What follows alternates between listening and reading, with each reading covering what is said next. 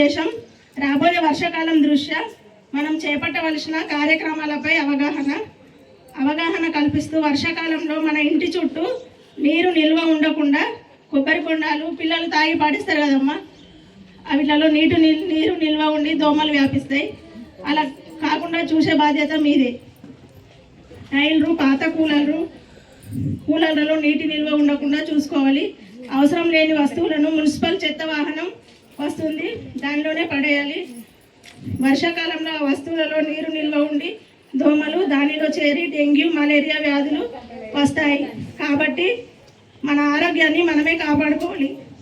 ఈ అవకాశం ఇచ్చిన ప్రతి ఒక్కరికి పేరు పేరున ధన్యవాదాలు. ఆ కూలర్లలో ఉన్నటువంటి కూలర్ ఏం చేస్తారంటే పక్కకు పడేస్తారు మీరు ఇప్పుడు. కానీ దానిలో నీళ్ళు ఉంటాయి కాబట్టి దానిలో దోమలు పెరిగి మళ్ళీ డెంగ్యూ, మలేరియా లాంటి వ్యాధులు రావడానికి అవకాశం ఉంటుంది.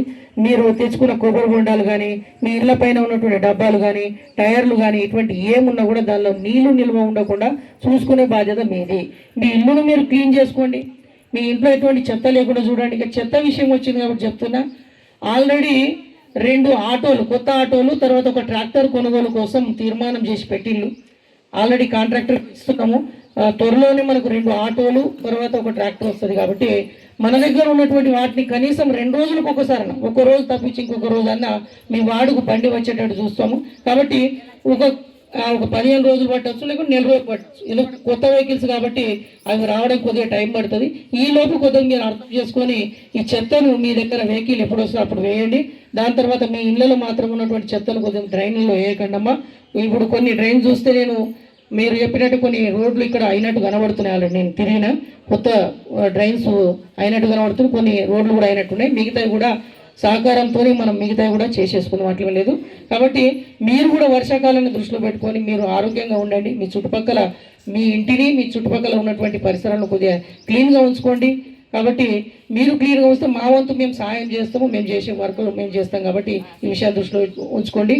నెక్స్ట్ ఇంకొకటి గమనించింది ఏందమ్మా అంటే, ఈ 1వ వార్డు తర్వాత 8వ వార్డులో ఈ మధ్య కాలంలో కొన్ని కొత్త ఇళ్ళు కడుతున్నప్పుడు ముఖ్యంగా ఏంటంటే ఆ ఇళ్లలో ఇంకుడు గుంతలు కట్టడం మాత్రం కొంతమంది చేస్తలేరని తెలుస్తుంది. కాబట్టి కొత్త ఇళ్ళు కట్టుకునే వాళ్ళు ఖచ్చితంగా ఇంకుడు గుంతలు తవ్వుకోండి. ఎందుకంటే వర్షాకాలం రాగానే వర్షం పడుతుంది. ఆ వర్షపు నీళ్ళన్నీ కూడా మోర్ల నుంచి కాలువలు, నదులు, అక్కడి నుంచి సముద్రాలకు పోతున్నాయి. కానీ ఎండాకాలం వచ్చేసరికి మళ్ళీ తాగడానికి నీళ్ళు దొరుకుతుంది. దీనికి ముఖ్య కారణం ఏంటంటే భూగర్భ జలాలు తగ్గడమే దీనికి ముఖ్య కారణం. కాబట్టి మీరు ఇళ్లలో కొంచెం ఇంకుడు గుంతలు పెట్టుకున్నట్లయితే ఏమవుతుందంటే పడ్డటువంటి వర్షం ఇంకుడు గుంతలు పోయి భూగర్భ జలాలు పెరుగుతాయి. కాబట్టి బోర్ వేసినా కూడా తొందరనే మనకు ఒక 50 ఫీట్లో, 60 ఫీట్లో, 70 ఫీట్లకు నీళ్లు రావడానికి అవకాశం ఉంటుంది. కాబట్టి ఖచ్చితంగా భూగర్భ జలాలు పెరగాలంటే మీరు ఖచ్చితంగా ఇంకుడు గుంతలు కార్యక్రమాన్ని పెట్టుకొని ఇంకుడు గుంతలు ప్రతి ఇల్లు ఎవరైతే కడుతారో వాళ్ళు కట్టుకునేటట్లు చూసుకోండి. మిగతా సమస్యలు ఉన్నాయి, లేవని కాదు. ఆ సమస్యలన్నిటి కూడా 1 బై 1 ఒకదాని తర్వాత ఒకటి తీర్చే మేము ప్రయత్నం ఖచ్చితంగా మున్సిపల్ తరపు నుంచి చేస్తామని ఈ సందర్భంగా తెలియజేస్తున్నాం.